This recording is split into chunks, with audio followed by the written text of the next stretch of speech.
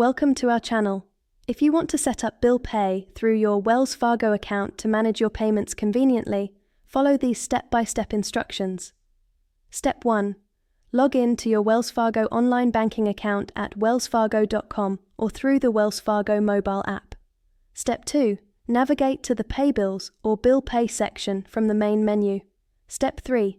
If you haven't used bill pay before, agree to the terms and conditions to enroll in the service. Step 4.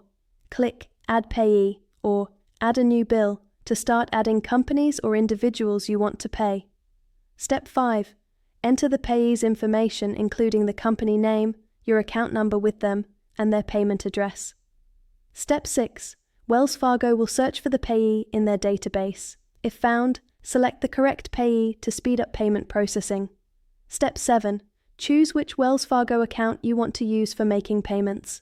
Step 8. Set up your payment by entering the amount and choosing a payment date. Step 9. Decide whether you want to make this a one-time payment or set up recurring payments for regular bills. Review all details and submit your payment. Wells Fargo will send the payment electronically or by check depending on the payee. Don't forget to like this video and subscribe to our channel.